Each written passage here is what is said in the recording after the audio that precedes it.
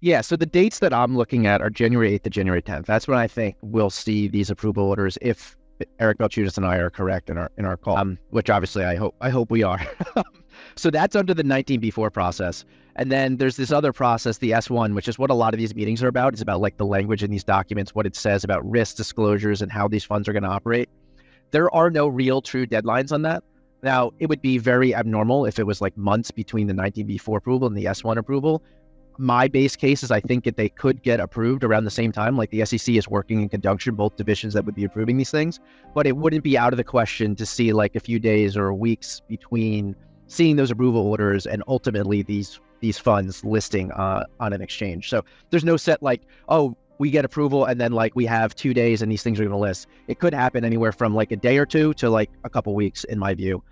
I lean towards thinking we'll have them, like you hinted at, I think they'll be listed in mid-January potentially, maybe even earlier, but there's no way to know at this point when that will be. James Seyffart is a Bloomberg ETF analyst. He's one of 2 analysts that have been covering and breaking down all the Bitcoin ETF developments. In his latest interview, he broke down the Bitcoin ETFs and why he's confident it's coming in the 3-day window between January 8th to January 10th. Make sure to stick around to the end of the video where Seyffart also speaks on the odds of an Ethereum ETF and why he believes the SEC will be forced to approve them by the middle of 2024. Also guys, only a small percentage of my viewers are actually subscribed. If you enjoy finance content, consider subscribing or liking the video. It's free and you can always change your mind. Now here's James Seyffart with his latest breakdown on the crypto ETFs. So I think, yes, I think all the approvals are going to happen on the same day. That's a stance we've had for a long time. That's what happened with the Ethereum futures ETFs. I think that's what the SEC's goal is.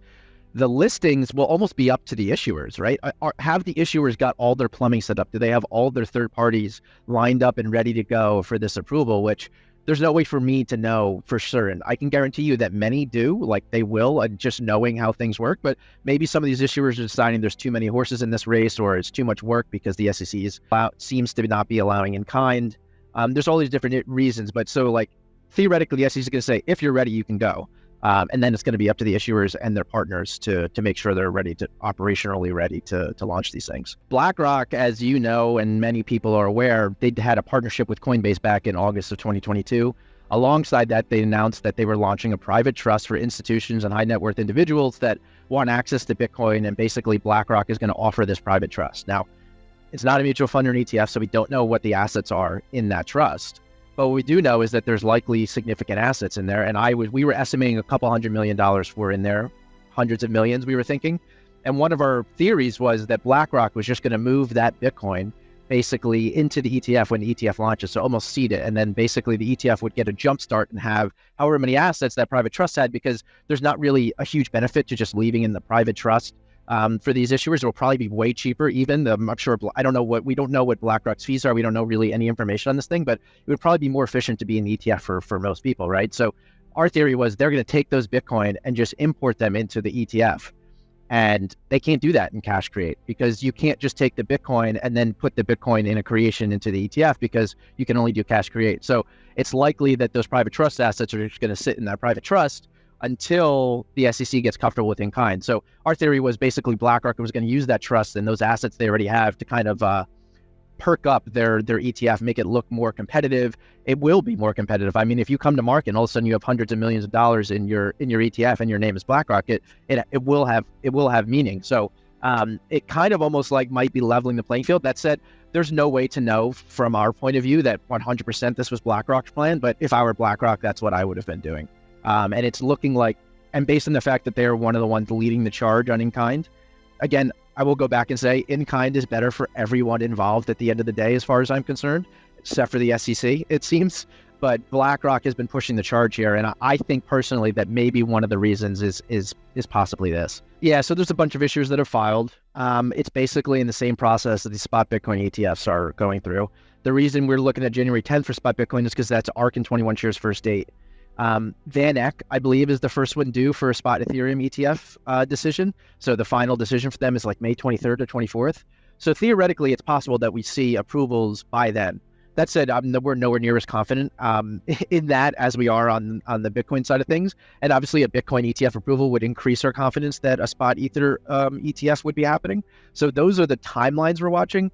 The objections we've seen in the press, honestly, a lot of them I don't think are relevant because none of these applications are going to stake the ETH right now, right? So the objections about ETH staking might have more to do with the fact that the SEC might use that to call it a security and then say they can't allow an ETF, but not that like the SEC can't allow it because the trust documents in this case would just basically, they don't say that they're going to stake the ETH, right? So if it's just going to be holding ETH, it's going to be the same thing as Bitcoin, essentially.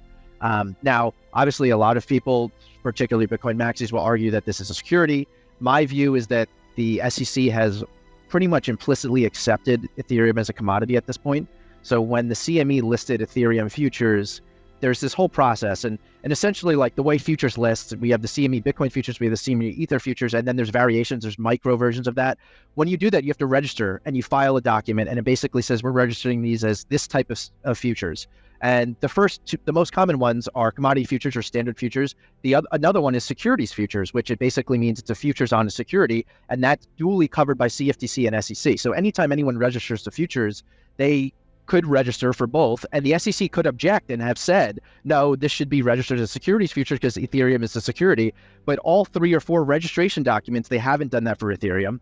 So that was one thing why I was thinking the SEC might be getting more comfortable with Ethereum because they're not pushing back on these things.